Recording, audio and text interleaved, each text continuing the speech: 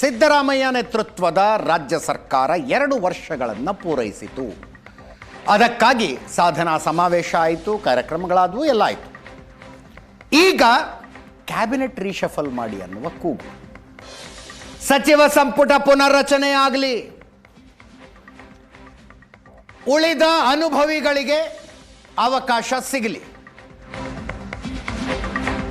ಈಗ ಸಚಿವ ಸಂಪುಟದಲ್ಲಿರುವವರ ಕೆಲಸದ ಪರಾಮರ್ಶೆ ಮಾಡಿ, ಯಾರು ಪರ್ಫಾರ್ಮ್ ಸರಿ ಮಾಡಿಲ್ವೋ ಅವ್ರನ್ನ ಕೈ ಬಿಟ್ಟು ನಮ್ಮನ್ನು ತಗೊಳ್ಳಿ ಅಂತ. ಸಚಿವರಾಗಬೇಕು ಅಂತ ಆಕಾಂಕ್ಷೆ ಇಟ್ಟುಕೊಂಡವರ ಒತ್ತಡ ದಿನದಿಂದ ದಿನಕ್ಕೆ ಜಾಸ್ತಿ ಆಗ್ತಾ ಇದೆ.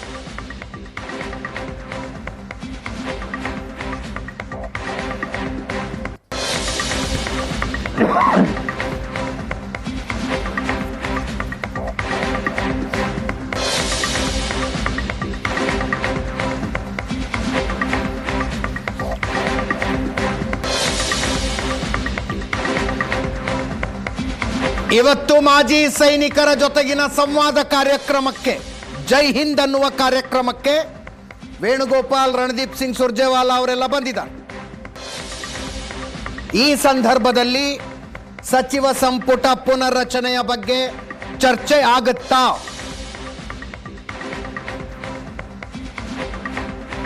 ಮೂರು MLC ಸ್ಥಾನಗಳ ಖಾಲಿ ಇದ್ದಾವೆ. ಅವುಗಳ ಹಂಚಿಕೆಯ ವಿಷಯ ಚರ್ಚೆಗೆ ಬರುತ್ತಾ? We don't know. ಆದರೆ ಸಚಿವರಾಗಬೇಕು ಅಂದುಕೊಂಡವರ ಒತ್ತಡ ಮಾತ್ರ ವಿಪರೀತ ಇದೆ.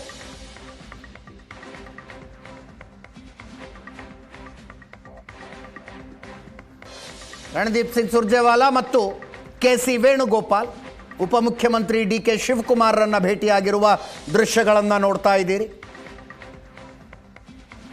ಮುಖ ಮತ್ತು ಬಾಡಿ ಲ್ಯಾಂಗ್ವೇಜ್ ನೋಡ್ತಾ ಇದ್ರೆ ಬಹಳ ಲೈಟರ್ ಮೂಡ್ನಲ್ಲಿದ್ದಾರೆ.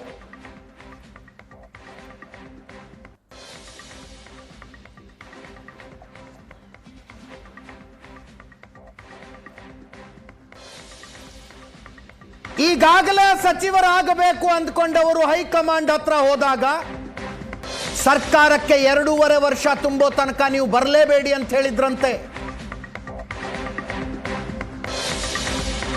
2.5 ವರ್ಷ ತುಂಬಬೇಕು ಸರ್ಕಾರಕ್ಕೆ, ಆವಾಗ ಯೋಚನೆ ಮಾಡೋಣ ಅಂದಿದ್ರಂತೆ.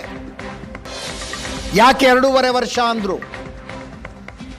ಮುಖ್ಯಮಂತ್ರಿ ಬದಲಾಗ್ತಾರೆ ಅನ್ನುವ ಚರ್ಚೆ ಇದೆಯಲ್ಲ, 2.5 ವರ್ಷಕ್ಕೆ ಅದಕ್ಕೂ ಇದಕ್ಕೂ ಸಂಬಂಧ ಇದೆಯಾ?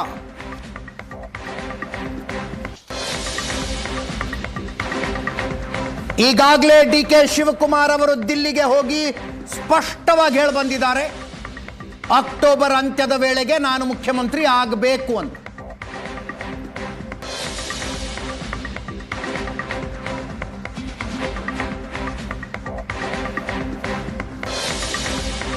ಇದೆಲ್ಲದರ ಹಿನ್ನೆಲೆಯಲ್ಲಿ ಸಚಿವ ಸಂಪುಟ ಪುನರ್ರಚನೆ ಈಗಲೇ ನಡೆಯೋದಿದ್ರೆ ನಡೆದು ಬಿಡಲಿ ಅಂತ ಸಿದ್ದರಾಮಯ್ಯನವರ ಮನಸ್ಸಿನಲ್ಲಿದೆ.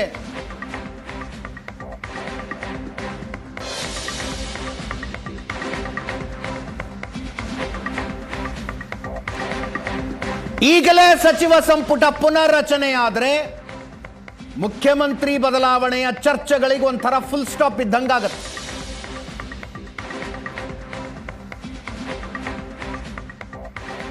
ಸರ್ಕಾರಕ್ಕೆ 2.5 ವರ್ಷ ತುಂಬೋ ತನಕ ಸಚಿವ ಸಂಪುಟ ಪುನರ್ರಚನೆಯ ಮನಸ್ಸು DK ಶಿವಕುಮಾರ್ರಿಗಿಲ್ಲ. ಅವರೇನಿದ್ರು ಅಕ್ಟೋಬರ್ ಅಂತ್ಯಕ್ಕೆ ತಾವು ಮುಖ್ಯಮಂತ್ರಿ ಆಗಬೇಕು, ಆ ನಂತರ ಹೊಸ ಸಚಿವ ಸಂಪುಟ ಮಾಡಿಕೊಳ್ಳಬೇಕು ಅಂತ.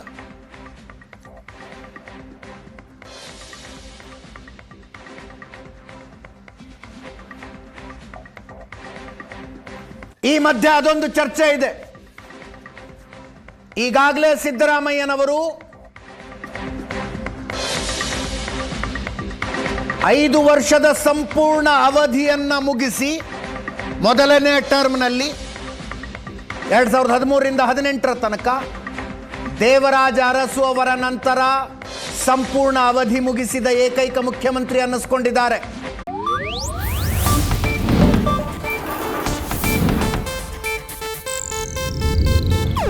ಇದು ಏಷ್ಯಾನೆಟ್ ನ್ಯೂಸ್ ನೆಟ್ವರ್ಕ್ ಪ್ರಸ್ತುತಿ.